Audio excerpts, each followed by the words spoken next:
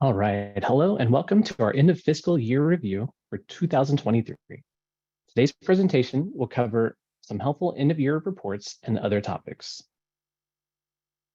My name is Kevin, and I am joined by our support specialists, Ty and Christopher, and our escalation specialist, Michelle. Here's a look at today's agenda and what we will be covering. First, we will cover inventory counts, how to create an asset report, generating an asset history report. We'll cover a few extras like mass archiving items and where to find product release notes, and then we will have a Q&A section at the end. If you have any questions relating to any of these topics, please feel free to utilize the Q&A box in the Zoom presentation. If your questions are specific to your accounts, please make sure to reach out directly to our support team, either over chat or over the phone, so that we can assist you directly. Let's get started with our first section, inventory counts. Before you start your inventory count, you'll want to decide if this is a full count or a spot count. Full counts are ideal if you have a small amount of inventory that can be counted all at once, whereas spot counts are ideal if you need to separate your inventory by categories, tags, brands, or even different parts of your store. Please note that quantities of items that are currently in a special order, on layaway, or part of a purchase order that has not yet been received will not be included in your inventory counts. You should only count items that you have in stock and ready to sell. Before we go over how to start and complete an inventory count, let's go over the tabs in the inventory count screen. We can see the Count tab, the Totals tab, the Missed tab, the Reconcile tab, the Shrinkage tab, and the Print Item List tab. These tabs show up after starting a new inventory count, naming the count, and selecting the count's location.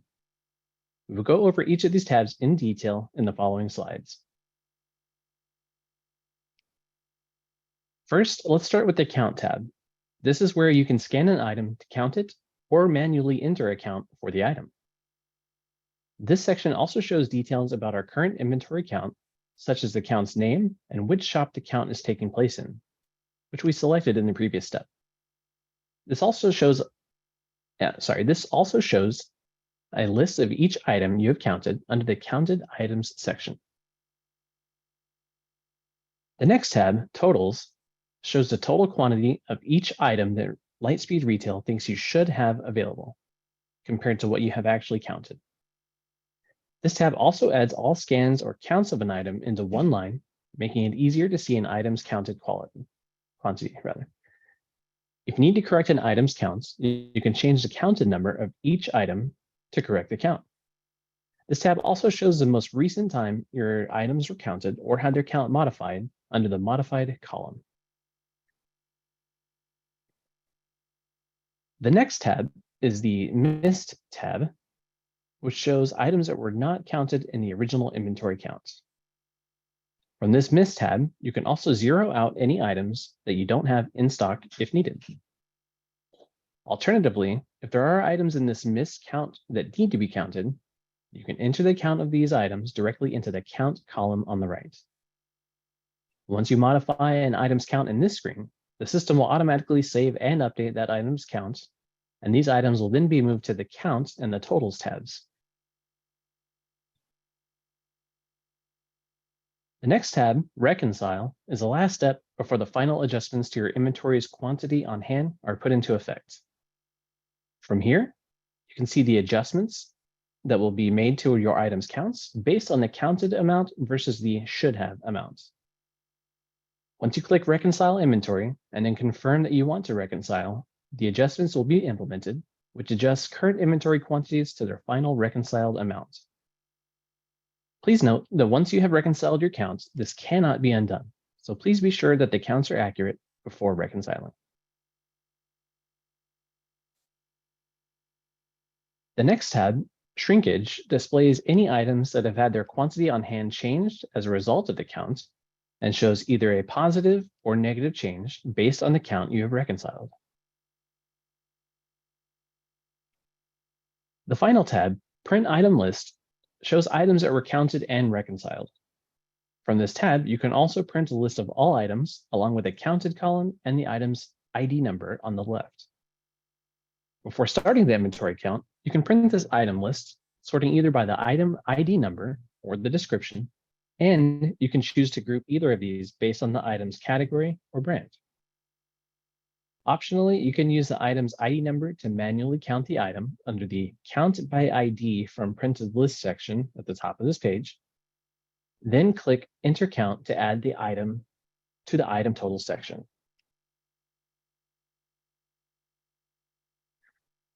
Now that we have covered the individual tabs in the inventory count screen, let's go over how to actually conduct the count. From the main menu, navigate to Inventory, click Inventory Counts, and then click the green New Inventory Count button in the top right of the screen.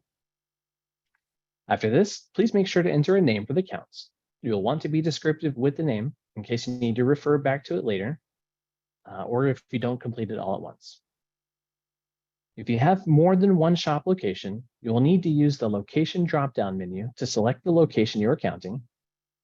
Then you can click Save Changes. Please note that once you start adding items to this count, you will no longer be able to change the shop you selected. So please make sure to select the correct shop location first before continuing. I'll demonstrate this in the next slide. First, I'll click Inventory on the left menu. Then I'll click Inventory Counts from here. It's the first icon under Inventory Maintenance that looks like a bar graph. I'll click the green New Inventory Count button in the top right of the screen, then enter a name for this count. Then finally, select a location and click Save Changes. Now we can see the tabs we just went over on the left side of the screen.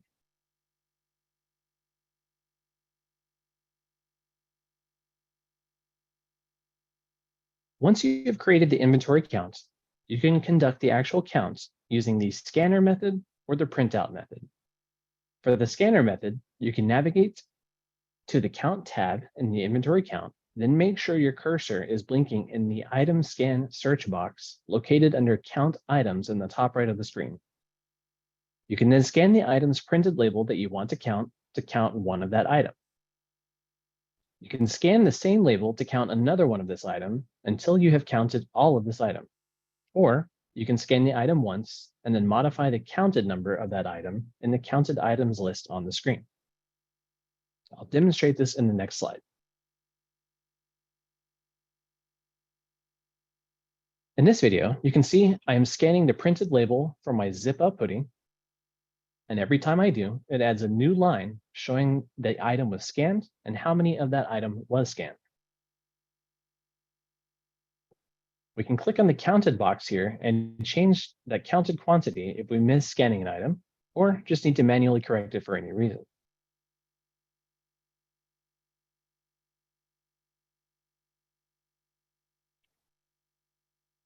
For the printout method, you can print the item list from the Print Item List section on the left. Remember, you can sort by the item's ID number or description and group the items by brand or category. Once you have the paper printout, you can mark the count of the item in the count box on the left. After you're done counting your items, you can return to the inventory counts print item list and then enter the ID number of the item, then enter the item's count, and then click Enter Count to count that item. Please note that you can also enter the ID number, then press Tab on your keyboard to move to the count box, enter the count, and then press Enter to save that item's count. This would be a bit faster than clicking it each time. And I'll show you how to do this in the next slide. Here, you can see I am clicking on the Print Item List on the left. Then I'll click the No Grouping option. And it's just a long list of my items. By clicking the By Category option, it breaks down my items into their categories. And then by brand, splits up the item list by the item's brands. These are great options if your store is divided by brand or category, and it makes it a bit easier to count these items.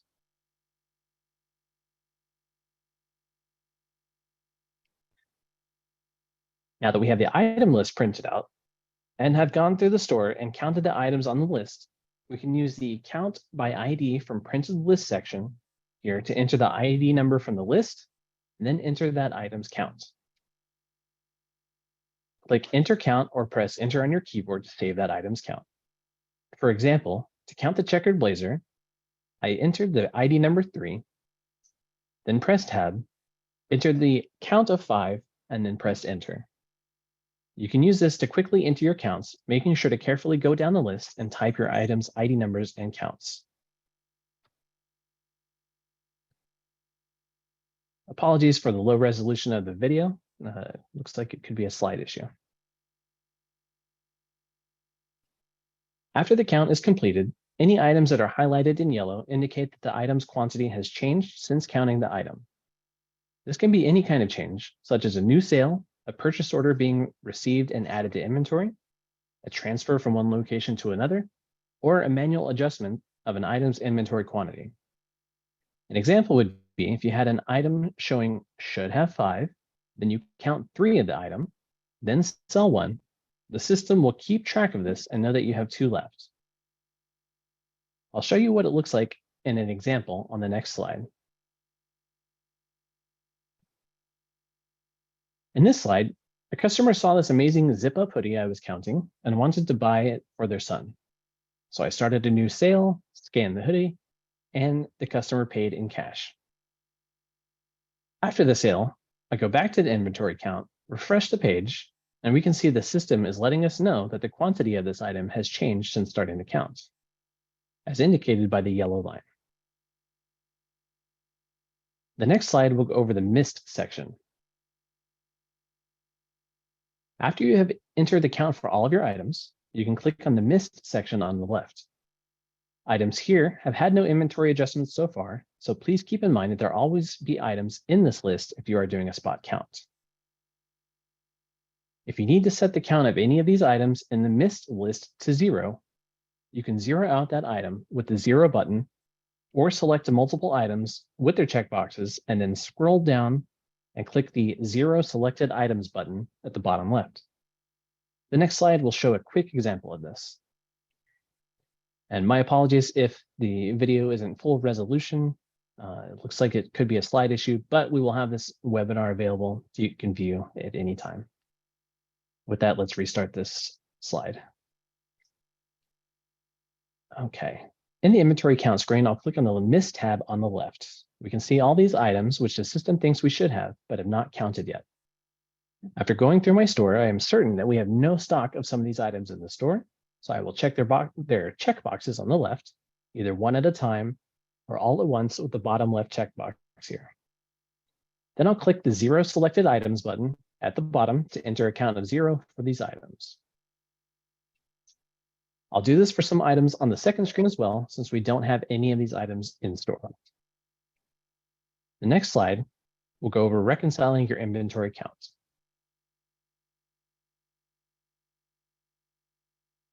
Once you have reviewed the miss list and made sure that your counts are accurate, you can then reconcile your inventory count to save the quantities you have counted. As indicated on the screen, you'll want to make sure the items totals shown here match what you have in store and that the adjustments are correct before you reconcile, as this cannot be undone.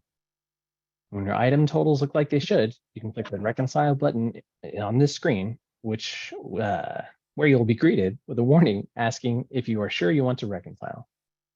Once this is done, you will notice a green banner at the top of your page showing that the reconcile was completed. I'll show the Counts Shrinkage tab in the next slide. After you have reconciled your counts, you can then click Shrinkage on the left menu to see how much of your inventory was lost due to shrinkage. If you would like to print or export this shrinkage list here, you can do so with the 2 buttons on the right side of the screen.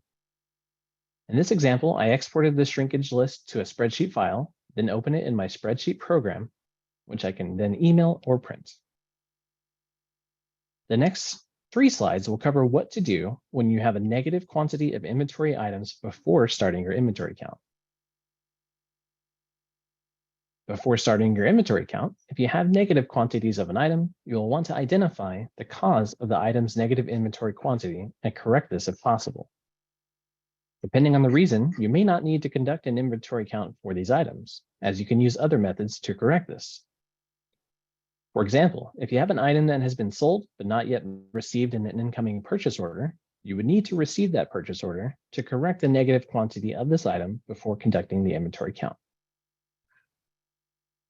For items that show a negative quantity on hand but are actually in the store, you can count these items like you normally would to correct the quantity on hand. To correct these, you would need to enter the physical count quantity and then make sure to repeat this for every item that shows a negative amount. Alternatively, for items that show a negative amount but you have 0 in stock, you can enter 0 into this missed counts field, into the items count field, or click the item 0 button in the Miss tab, which we covered previously. Reconciling after zeroing these items out will set the count of these items to 0 instead of a negative amount. This next slide shows the entire inventory count process from beginning to end, assuming you've actually done the physical count and now just need to enter it into Lightspeed. All right, let's go ahead and perform an inventory count now. We'll navigate to Inventory, Inventory Counts, and then click New Inventory Count. We'll give the count a name, select a location, and then save changes. This one will be a little bit slower so that we can see all the steps.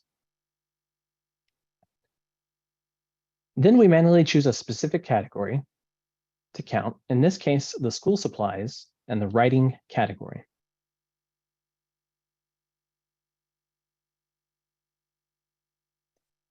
I'll add the items I want to count with the Add Selected button on the left, then switch to the Totals tab.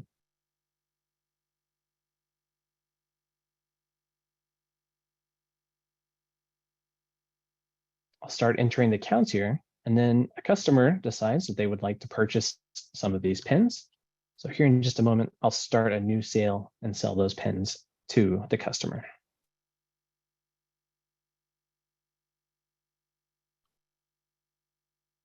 Go ahead and start that new sale, add the customer to the sale, and then add the items and pay.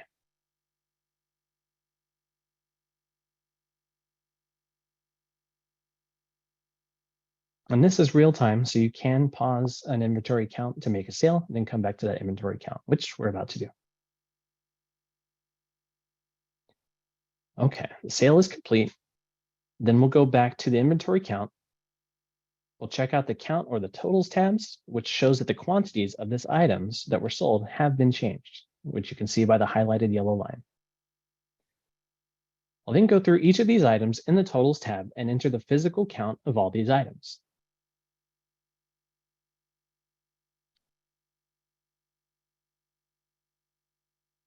This will take just a moment to enter all these items, which is normal for an inventory count.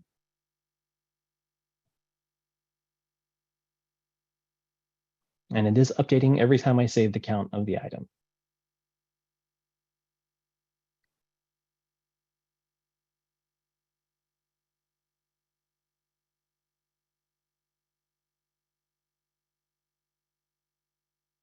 Just a few more here.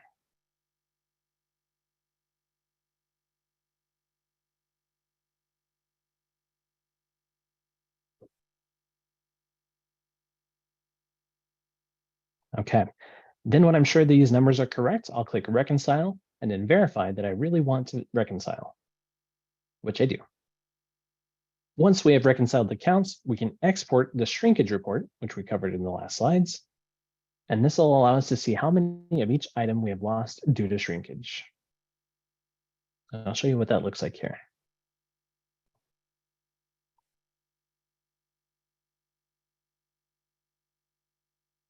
All right, the next section of the presentation will cover the assets report, which shows your current total count of all items in stock. This report is located under Reports, Inventory Asset. This report is located under Reports, Inventory Reports, Assets. When you generate this asset report, you have the option to include or exclude open orders, or to show items that are on open orders only. By default, this report is set to exclude open orders. Open orders refers to items that are on layaway, items that are on work orders, items that are in special orders, items that are on order in a purchase order, and items that are in an incomplete vendor return. You can see these different statuses in an items details page shown on the right side of this slide. The two checkboxes, in stock only and archived, will allow you to generate a report that includes items with or without stock. By default, this report is set to only show items that are in stock and not archived. In the asset report, you will see an advanced drop-down option. Using this advanced section, we can filter items by category, tags, brand, tax class, vendor, and location, and we can choose whether or not to add the category and/or brand columns with the Show Category and Show Brand checkboxes on the left. The location filter on the right allows you to show inventory quantities from one location or from all locations. You can click Export on the left to generate and download a spreadsheet of your inventory asset report. The asset report shows your items quantity on hand under the remaining column, their total cost, average cost, sale price, and margin. At the bottom of the report, these quantities will be summed so you can see the totals of all these items at a glance. This is what this looks like in a video. So from the home page, we can head to Reports, then click the Asset Report shown here on the right side of the screen under Inventory Reports. On the left side, I've chosen to select Category and Brand to show up on my exported report. I'll click Export here on the right side of the screen, and then I'll download that asset report and open it in my spreadsheet program. From here, I can print, email, or save. This next section of the presentation will cover the Asset History Report, which is a historical accounting of your in-stock items. From the Asset History screen, you will need to select a single date in the past and specify which shop you want to report on. You can generate a report for one location or for all locations at once. Once you select a date and a shop location, you can click Generate, and after a few seconds, you will get a download button.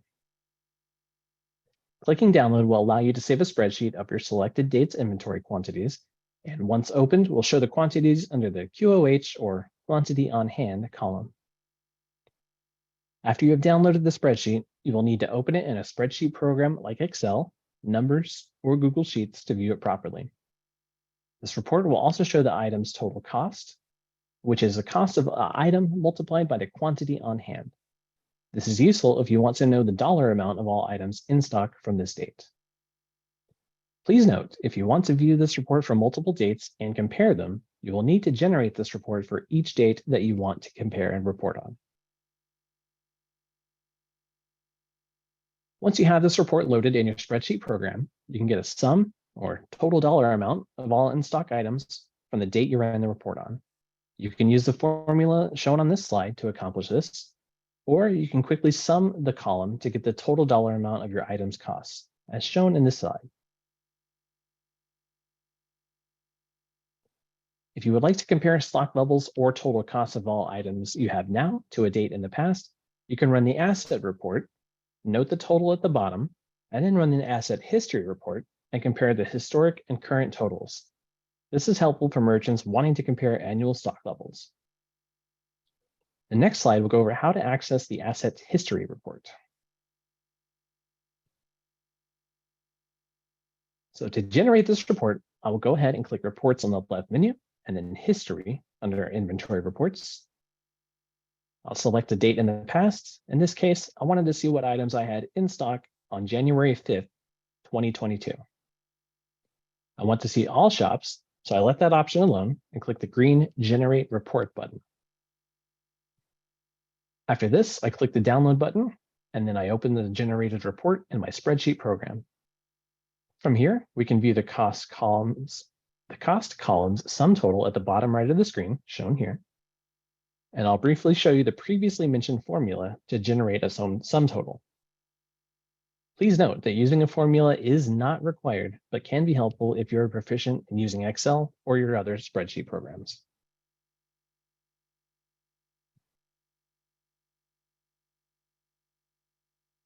In the next section, we'll go over how to archive items that have zero stock, as well as how to view Lightspeed Retail's product release notes.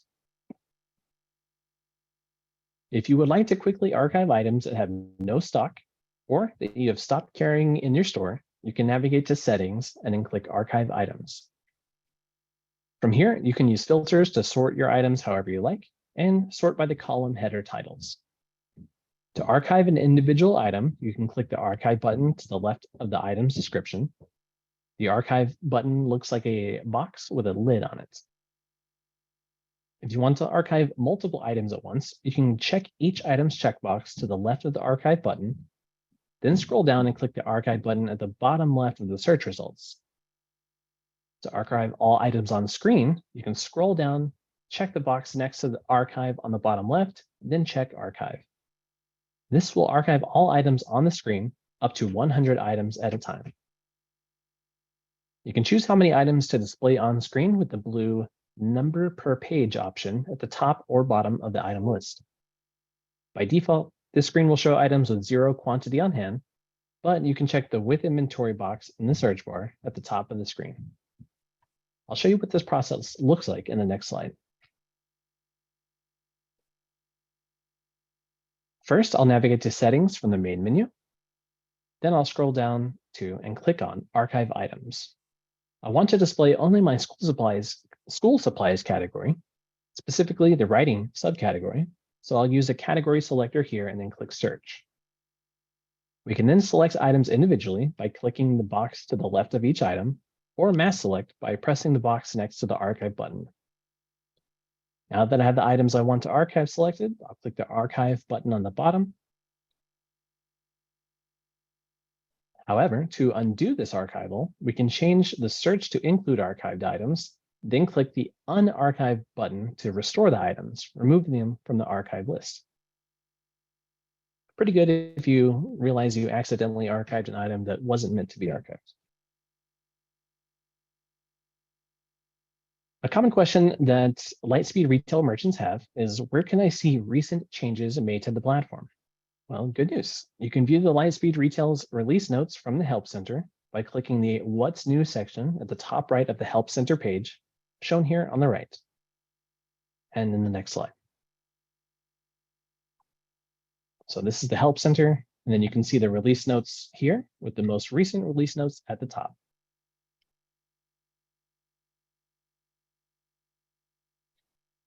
This concludes our end of fiscal year presentation.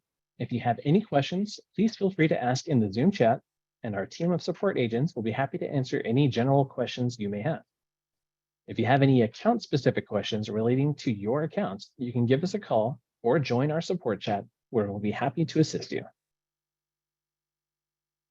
After this presentation is ended, you will receive an email asking you to take a short survey about this webinar. We would love to receive your feedback on this presentation, as it helps to improve our future webinars and presentations. We have an upcoming C-Series webinar scheduled for February 7th and February 9th, and we will post this link in the chat so that you can sign up if you're interested. Thank you for joining us today for this webinar, and have a great rest of your day.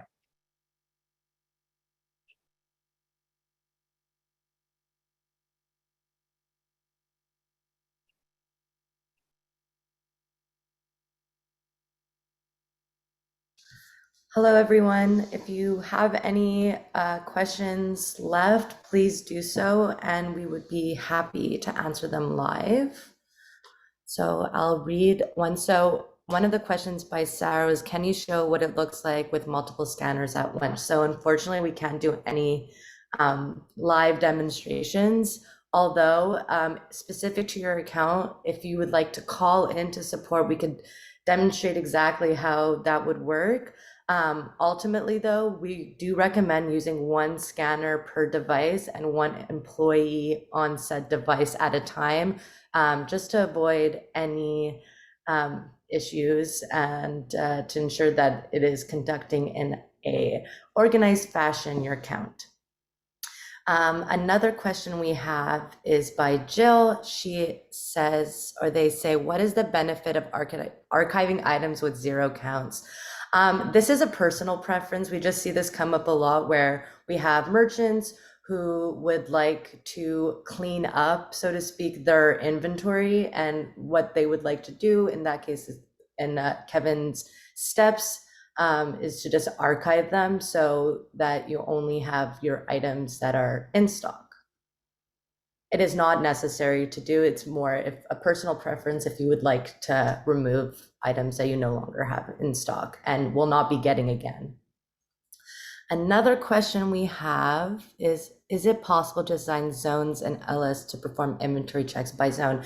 So yeah, as Kevin went over, there is either a part like a spot count or a full count. So what we recommend, especially when there's a large amount of inventory, to section off your count. So almost as if they're in their individual inventory counts, and they're by section, to ensure that it's the most organized fashion and to have little to no mistakes in that case when you do by zone. So it is possible as long as you have them in their individual counts. I hope that answers your question.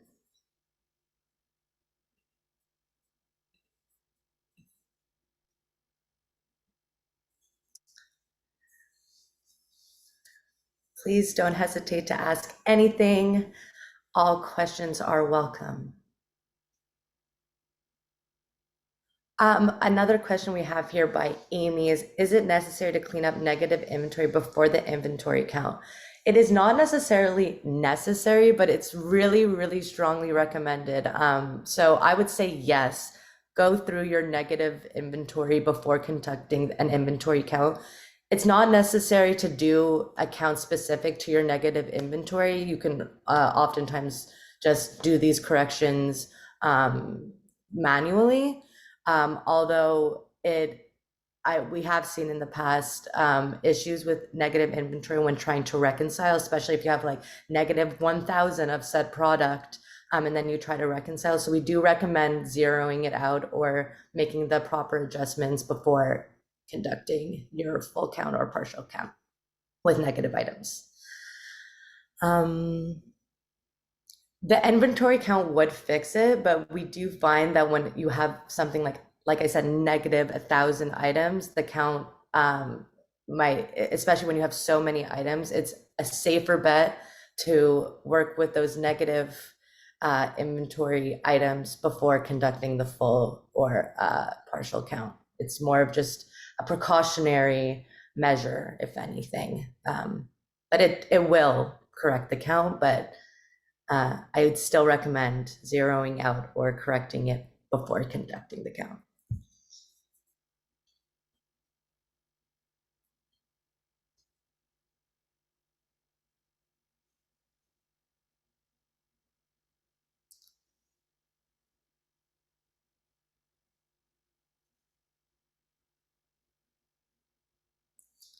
One moment, just sifting through these.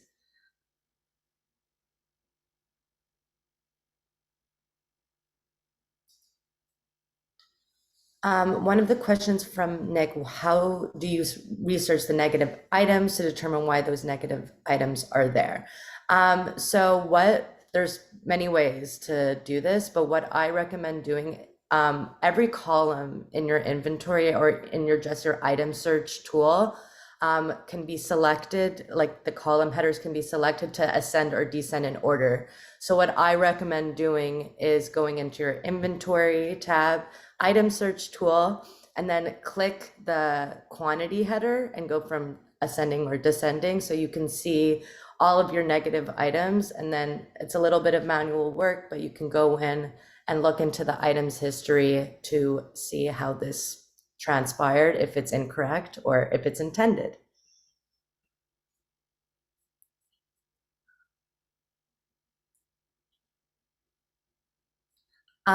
So a question we have from Mary rather, do you recommend LS for a store with 10,000 items? All your demos show small retail. So yes, we do recommend, and you can definitely do a count with 10,000 items. Like we went over, when you have such a massive amount of stock, we do recommend to do it in partial counts, just so in spot counts rather, so you avoid issues.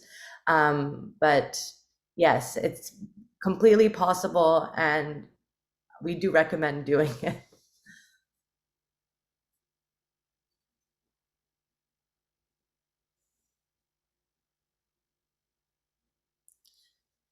So another question we got here about zoning, and I think that I will need to iron that out a little bit more. So when we say like zoning, it's in the same way we say about doing a spot count or a partial count. So you can have them in your, you have different counts for your individual zones. So you'll have, say, inventory count A at this location named after that zone, and then you can just have it for that specific area, if that makes sense, rather than having it all in a full count. I hope that answers a little bit more clearly.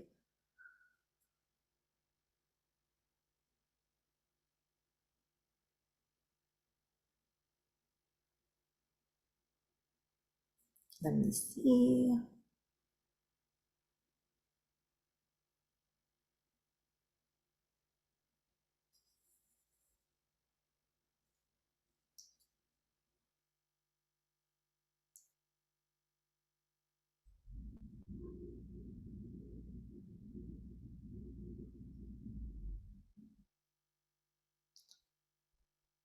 I see people writing, so.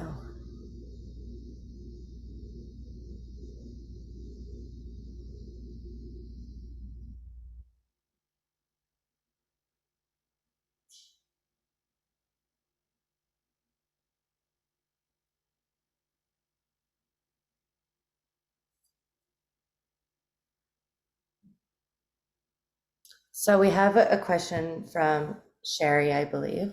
What's the best way to adjust inventory throughout the year when you find counts that are incorrect but no history to explain why the counts do not match?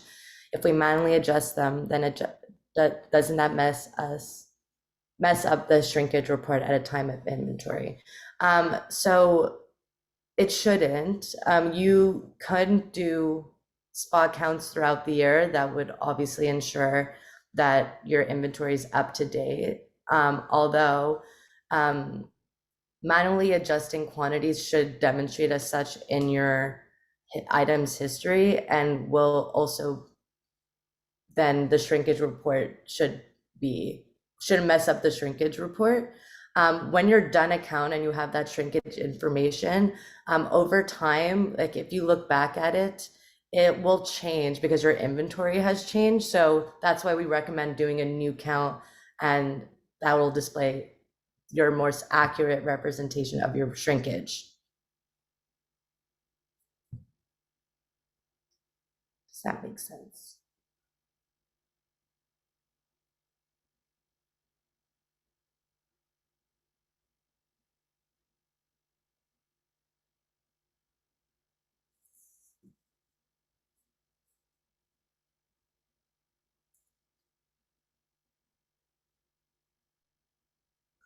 So I see once our zones then like categories, say you count one category first, then move to on to another category. Yeah, that can work in that way. You could have, that would still apply into that spot count that I detailed before. So you could have different counts by category. Again, that would be like by zone, to have the most accurate representation of your inventory's quantity on hand.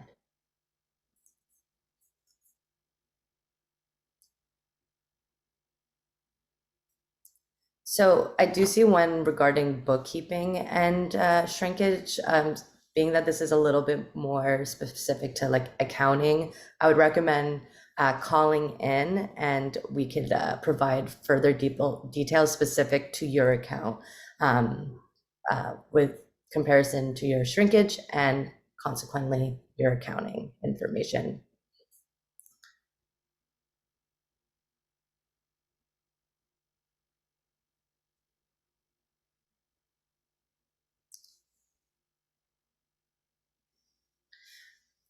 So we have a question from Sarah. It says, is there a report we can generate that shows which items don't have a cost?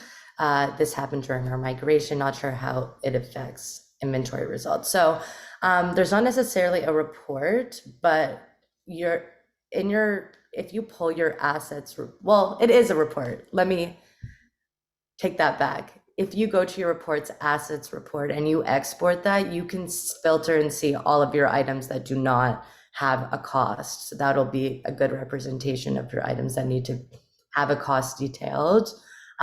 Even just by going into your inventory item search and exporting that, it'll also detail a cost, and you could filter, like I said, ascending to descending or whatever you prefer. And there you will be able to see all of your items that do not have a cost. But again, the assets report is your best friend with inventory, and it'll show you all your items that don't have a cost.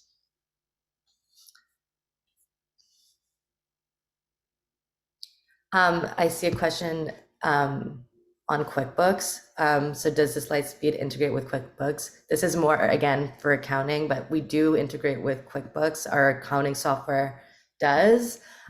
So if you are interested in that, please call in and we can connect you either with your AM or an agent to discuss Lightspeed accounting with QuickBooks and how that integrates with your system. But yes.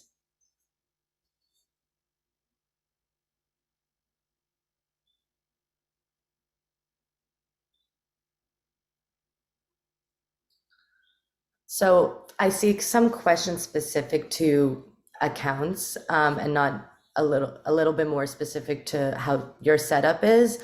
I would really strongly recommend calling in so we can share screens and really give you like deeper and more specific responses and answers to your inquiries.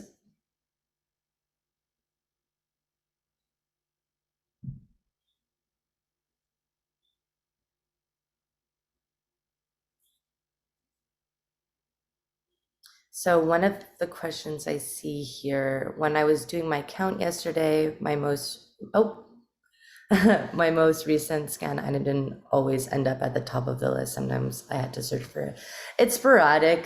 Being a cloud-based system, sometimes that could happen. Honestly, I recommend refreshing your page or clearing your cookies and cache, and then normally it'll start demonstrating accordingly as you scan it. But If I can jump in there, Michelle. yeah, please. Sometimes merchants will have the description filter on, so it's actually sorting by the name of the item instead of the time. I just had a chat recently where changing how they were sorting resolved that issue.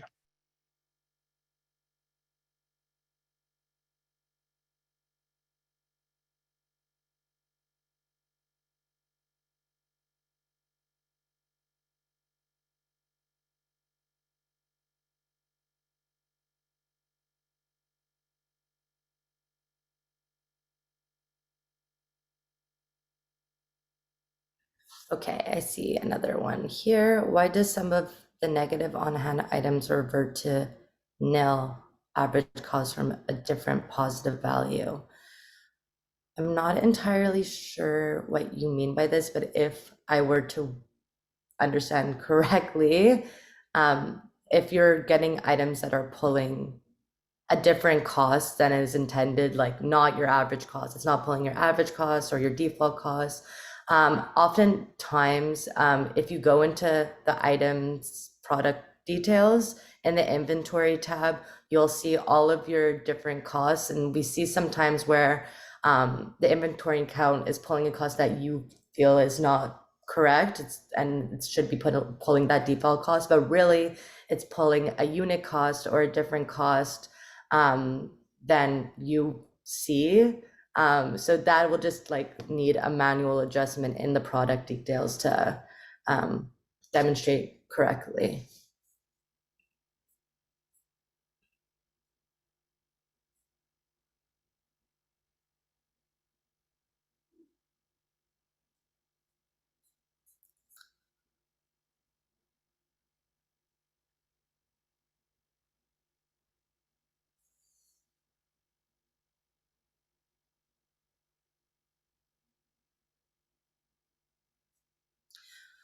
So another question regarding scanning, and how many times you can scan by Sarah. The question is based on being cloud-based, is there average scan units per hour we can base our scheduled time on? Honestly, there isn't like a limit or maximum or best time. What we recommend is doing it at the end of the day when your store is closed, which is, I know, less than ideal, but that way you can avoid any items being sold while you're conducting the count, which is totally fine as well. You can do it during store hours, but we find that the most successful ones are at the end of the day or when there's no ongoing sales.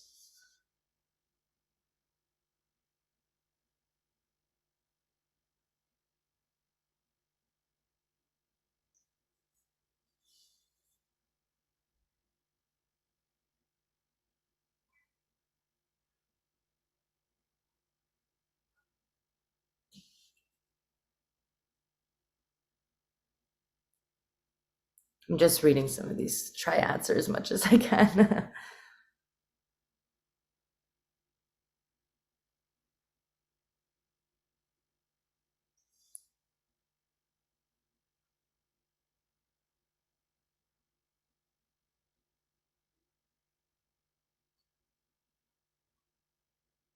Okay, so and a question we have here just took me a little bit to read it. When we receive a new PO with a different cost than when we ordered the item before, do we need to adjust the cost of the item product details to the new PO cost or leave the original detail cost and just update the costs in the POs because we have an average cost? So that's up to you. And this does come up a lot. If you're like a lot of people who use the cost method of average cost, do you prefer to just leave your costs as it will automatically calculate an average of your items cost across all of the inputs?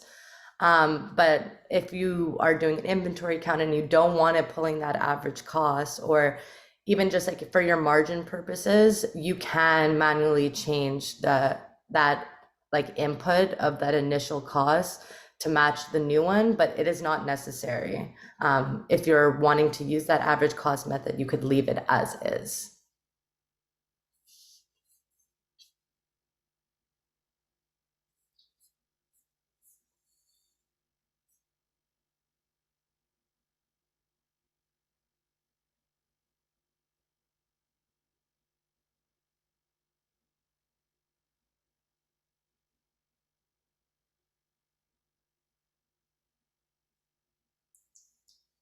Hmm,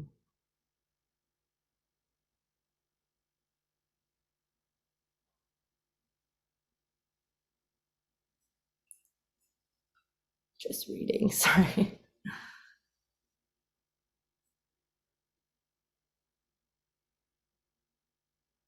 I don't know if Christopher, anyone want to go off mute and answer any of these questions with me. It would be really helpful. I am taking a look at a few of these. Some of them do require a little bit of testing just to make sure we can provide the most accurate answer. So please bear with us.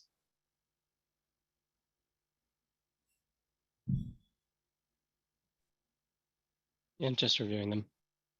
Perfect.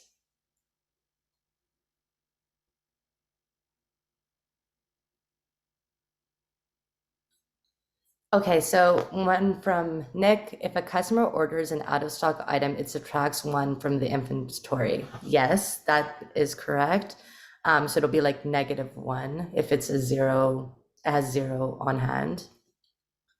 And okay, so if you have an item that's zero in stock and a customer orders it, it will go into negative. If it is canceled, it will go back to zero. I just want to make that clear.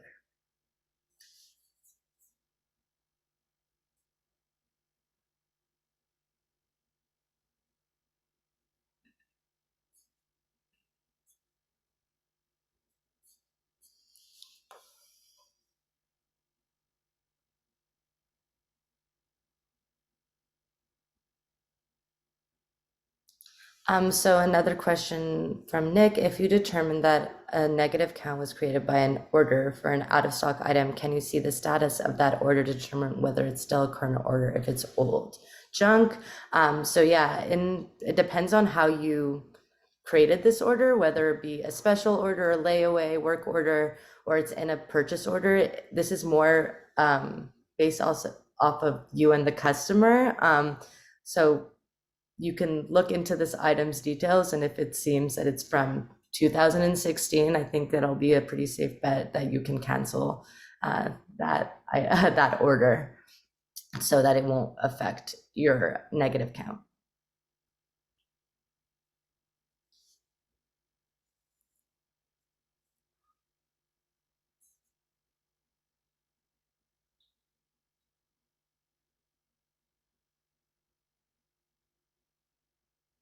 I was taking a look at Dean's question here, and it sounds like, without taking a look at your account here in this chat, it sounds like you might need a second location, based on what I'm reading. For your issue, I would highly recommend joining the chat or give us a call just so we can take a closer look. But it does sound like the answer is more locations.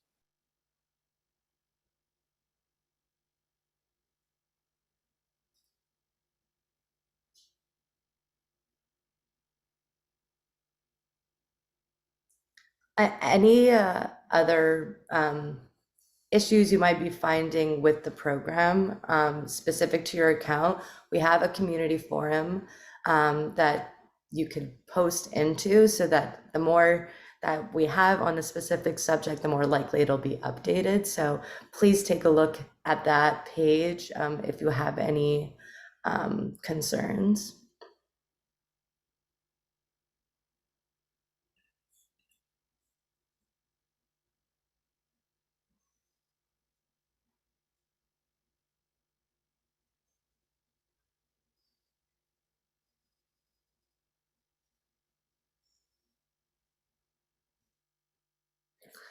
I will attach the community forum page in the chat. It'll just be one moment. I will pull it.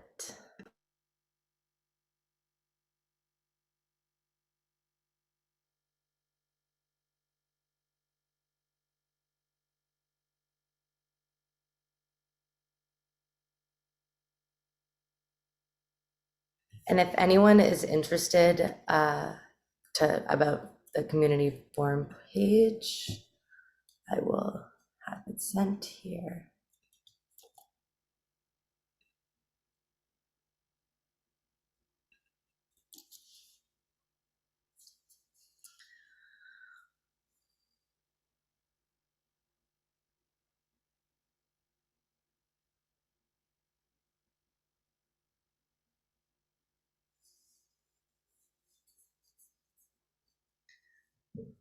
Is there anything else still available to answer any questions you may have?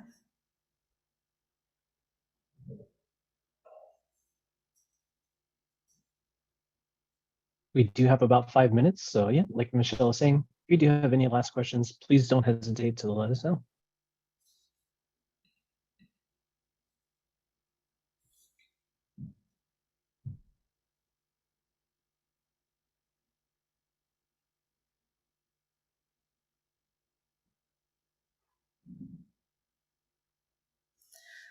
Again, if you have any questions, concerns specific to your account, like the one regarding bin locations, please call into support so we can look deeper into your account and have specific answers and resolutions to your situation.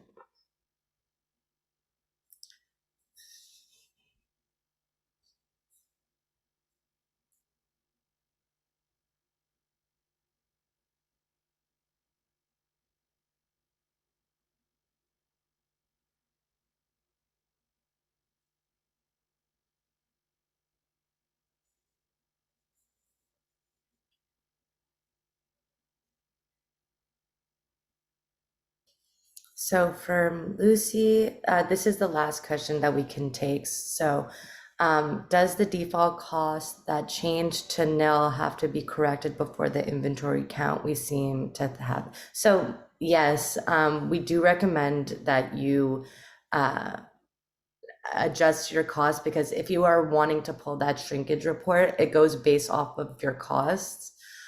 So what I would recommend is exporting a full list of your inventory items. And that way you could re-import and update your existing items with the correct cost. So I know this is a little bit more difficult to do, so we would strongly recommend you call into support and we can assist you with this workflow to adjust your items with the correct cost.